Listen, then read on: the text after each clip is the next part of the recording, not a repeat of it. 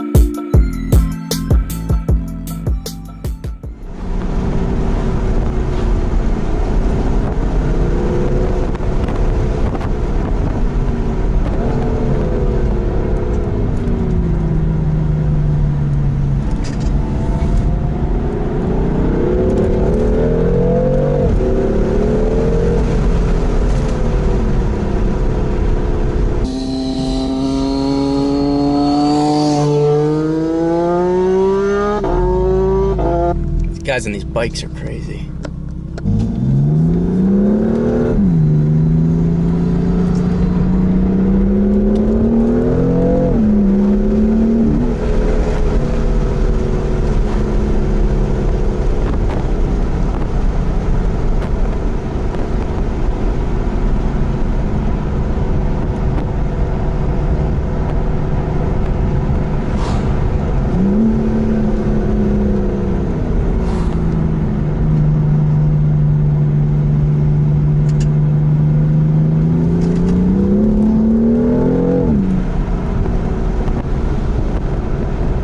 Is unbelievable how it puts that power down. That rear M differential it's amazing. You can steer the car with the rear end. I understand what people are saying, because you hear that so much with these car reviews. Until you experience it, you really don't know what that means. Being able to feel the rear of the car be intelligent with the differential, it's impressive.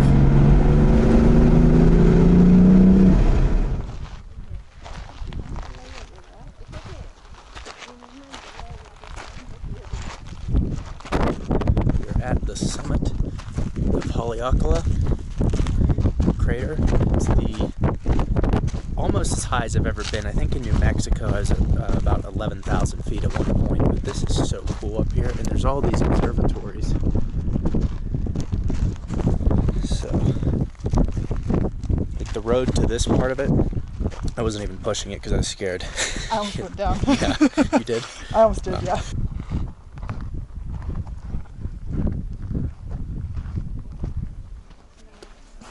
Elevation of 10,023 feet, which is also Jamie's birthday, October 23rd. Kind of funny. Look out over this way. Sorry for the wind noise.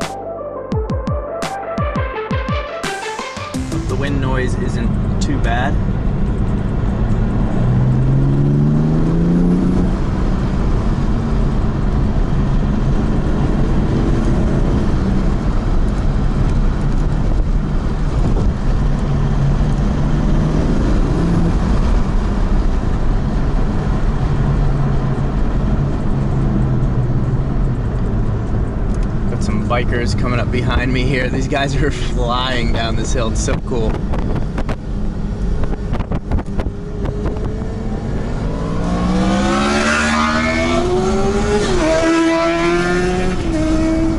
I mean, this is the best road I've ever been on, and as you can see, the view is even better.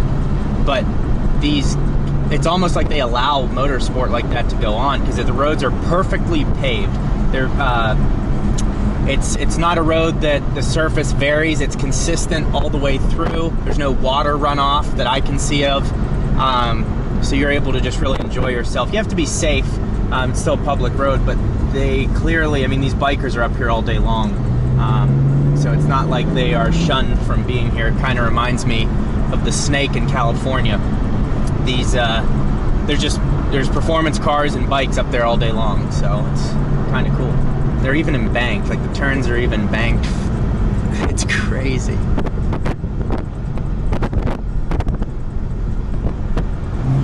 To be honest, this is surprising because most cars are very good about letting you go here. Almost everyone else was letting us go. My opinion on the M4 has definitely changed now that I understand it a little bit more, but it's still, the gearbox still doesn't have a setting to where I'm happy with how it shifts. I have to be doing it on my own for me to like it, to like where it's shifting. The balance of the car is good. It's a bit big, it's heavy, you can feel that. And then in the most aggressive steering mode in Sport Plus, which we're in right now, there's a lot of weight to the wheel. I think it's too much, but you can't have it all. But it is fun to drive. It's very fast. Gets in and out of these turns. The rear M differential works so well. There's all drift marks. I don't know if the camera's picking it up, but this whole turn has tire marks all over it.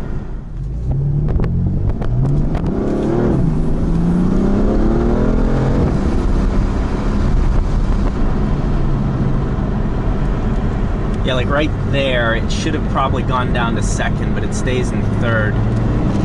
This is also probably the most beautiful part of this whole, had a little camera issue there.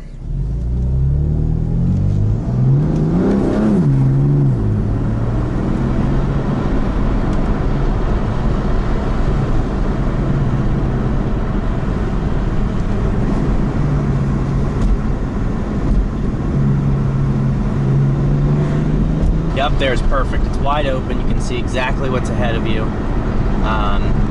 It's a really nice road, and I can see why they probably kind of let that go on.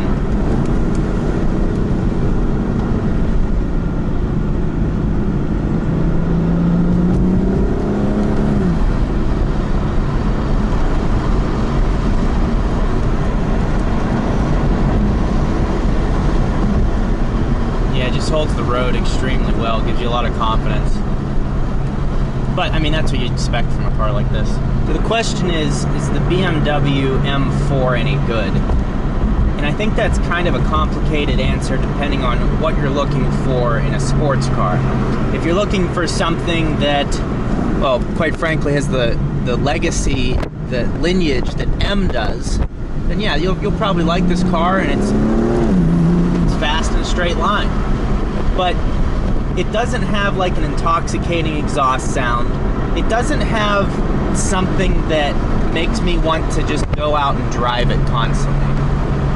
It's kind of mundane, and it's so well refined that you can't appreciate how fast you're going. It's kind of tough to get it loose.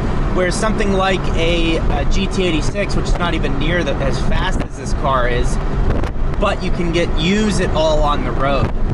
And that is something that's becoming more and more apparent to me as I review and test more and more cars, is the usability on the road has to be good. It has to be an engaging car on the road, and this just, the weight that you feel in this car is so much. You don't feel like it's a nimble little car.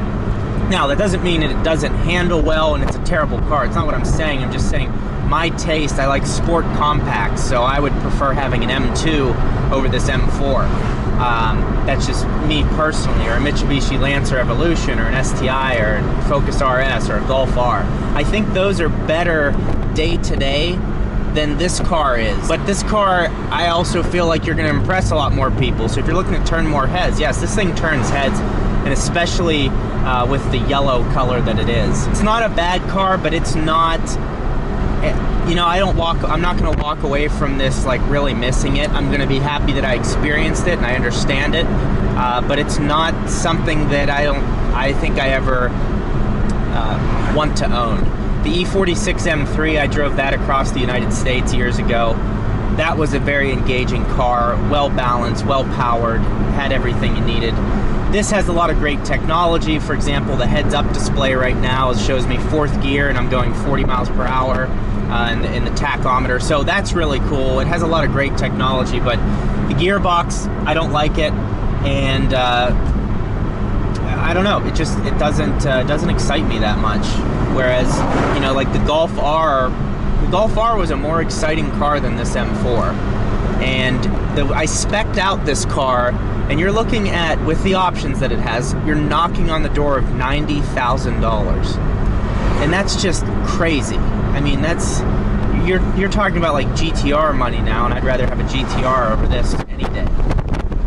So, you know, it's not a bad car.